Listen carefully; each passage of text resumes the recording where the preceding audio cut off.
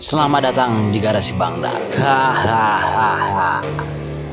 Alhamdulillah kita masih diberi kesempatan kesehatan untuk sedikit sharing. Nah, saya kedatangan satu buah Honda CR-V yang gejalanya adalah knock sensor error. Knock sensornya ada di sini. Analisa awalnya adalah kabelnya putus karena soketnya sudah tidak ada, di kabel tidak ada, soketnya sudah, dan di sensor juga soketnya tidak ada. Nah, jadi cukup kita buka cover fender bawah. Nah, ini dia. Ini knock sensornya. Nah, soketnya sudah tidak ada, bekasnya ada lem, tapi saya nggak tahu ini gimana konsepnya. Yang jelas kita mau cek dulu apakah sensornya grounded atau tidak, apakah ada konslet atau enggak. Nah, ini sensornya sudah tidak kelihatan pin besinya, tapi masih bisa di kontak seperti ini. Kecil sekali memang pinnya. Nah, saya coba, tidak ada koneksi ya. Jadi kesimpulan awal sensornya tidak ada konslet. Nah, gimana sih cara ngeluarin konektor sensornya? Nah, ini kan konektornya masih ada sedikit lagi dan terbungkus plastik. Caranya dengan menggunakan pisau panas. Jadi kita mau ngeluarin pinnya dengan memotong sedikit bagian plastik yang membungkus konektornya. Kenapa pisau panas? Karena kalau pisaunya panas, plastiknya jadi agak meleleh dan mudah kita potong. Kalau dengan pisau dingin, effortnya akan susah dan khawatir konektornya malah putus. Seperti ini hasilnya, konektornya sudah kelihatan, tinggal kita sambung menggunakan solder bakar nantinya supaya kuat. Nah, saya akan cek lagi apakah ada konslet. Tidak ada koneksi ya sama sekali ke ground. Di dalam knock sensor ini isinya adalah piezo keramik. Jadi kalau dia rusak konslet ini tidak bisa diperbaiki ya. Jadi solusinya satu, diganti. Nah, ini dia, saya akan sambung kabel ini ke konektor sensornya pakai solder bakar ini. Nanti saya akan bakar supaya timahnya meleleh dan tersolder. Nah, ini kita kurangi panjangnya karena ini untuk kabel ke kabel, jadi ini kita perpendek supaya bisa disolder ke konektor pinnya. Dan ini saya pakai kabel yang ada soketnya, jadi soketnya bisa dibuka pasang nantinya ke kabelnya. Kabel yang ada di kabel mobil juga nanti akan saya berisi soket. Saya bakar bagian depannya dulu supaya lengket ke kabelnya dan memudahkan untuk menyolder yang di konektor sensor nantinya. Nah, sampai ini melekat seperti ini sudah oke. Tinggal kita solder ke knock sensornya. Ini dia bagian timahnya.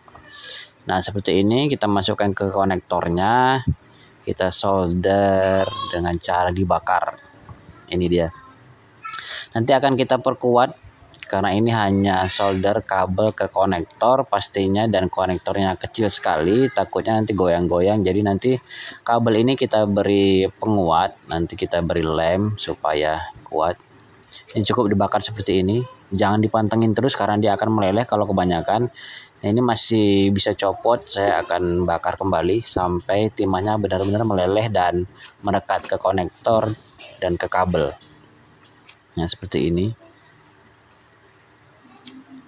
Nah, jadi solder bakar ini cukup membantu ya. Kalau punya solder uap, nah bisa pakai solder uap juga untuk memanaskan timahnya supaya meleleh. Karena saya tidak punya solder uap, jadi bisa dengan mancis seperti ini.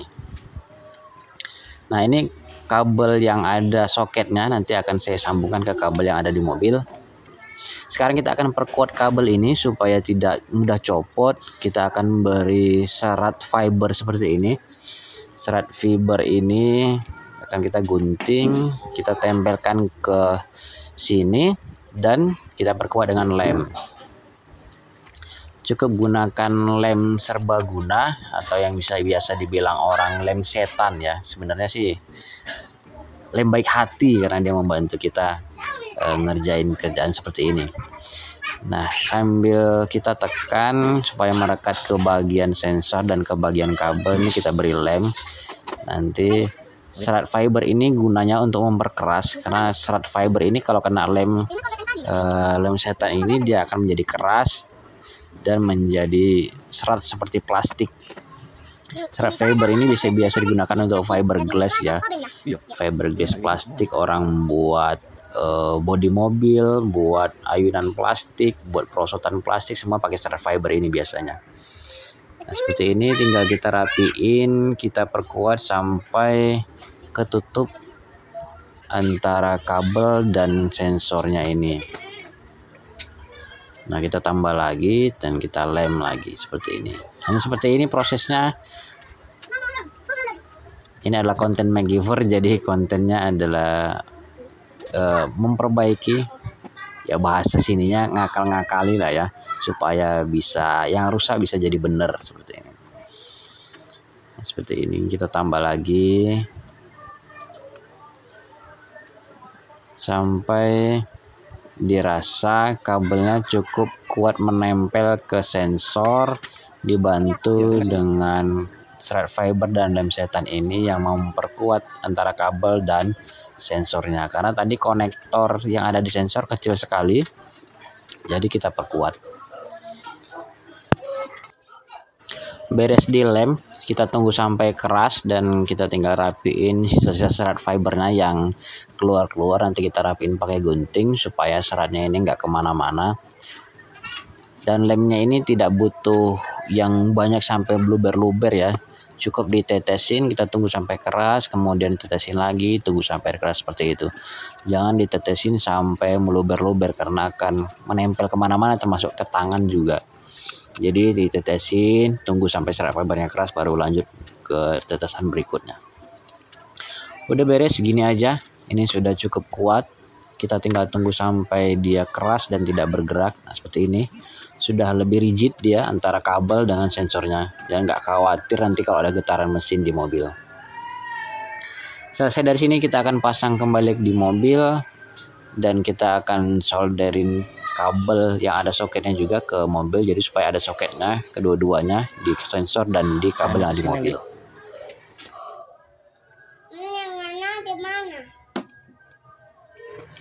Dan tada, ini dia hasilnya.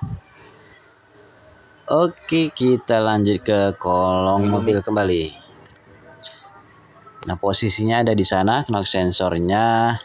Sekarang saya akan solderin kabelnya itu sudah tidak ada soketnya lagi, tinggal konektor pin juga seperti itu. Saya akan semprot pakai karburator cleaner buat ngilangin oli-oli yang nempel di konektor yang ada di kabel ini. Sebelum saya solder supaya lengket dengan timahnya nanti kalau disolder. Nah, ini solder bakarnya seperti ini. Saya akan masukkan ke pin konektor yang tadi. Agak susah angle kameranya karena saya juga mau ngelihat langsung kabelnya supaya bisa masukin, jadi angle kameranya mohon maaf agak kurang kelihatan. Nah, ini saya akan pasang seperti ini dan saya akan geser dulu. Nah, ini dia. Jadi konektor pinnya sudah masuk ke bagian solder timahnya. Tinggal saya bakar timahnya supaya meleleh dan merekat ke konektornya. Ingat bakarnya sebentar-sebentar aja, nggak usah dipantengin, karena kalau dipantengin dia meleleh dan malah jadi meleleh susah, nanti malah nggak menempel ya. Jadi kita solder bakar sampai timahnya meleleh dan mengeras kembali, merekat ke kabel dan ke konektornya. Oke, beres seperti ini. Saya coba cek timahnya sudah meleleh atau belum, sudah merekat atau belum. Sepertinya sudah, tapi ada bagian yang terbuka, jadi saya tutup pakai lakban seperti ini. Ini bagian yang cukup sempit dan hanya bisa satu tangan yang masuk sampai ke dalam seperti ini. Beres, tinggal kita pasang kembali knock sensornya dan sambungin soket yang di kabel dan soket yang di sensor. Seperti ini. Nah, ini masukinnya juga tangan satu, dan ini kuncinya masuknya cuma bisa sampai seperti ini menggunakan kunci pas 27 untuk di CR-V ini.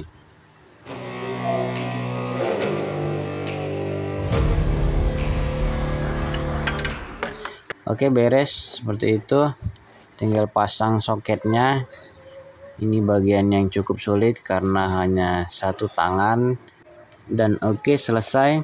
Sesuai analisa awal tadi bahwa konektornya lepas atau kabelnya putus, jadi kita perbaiki dan ini tidak menyelesaikan masalahnya. Ternyata setelah saya serah terimakan mobilnya ke user, check engine nyala kembali. Jadi kesimpulannya adalah knock sensornya memang rusak dan harus diganti. Sekian konten MacGyver kita kali ini. Assalamualaikum.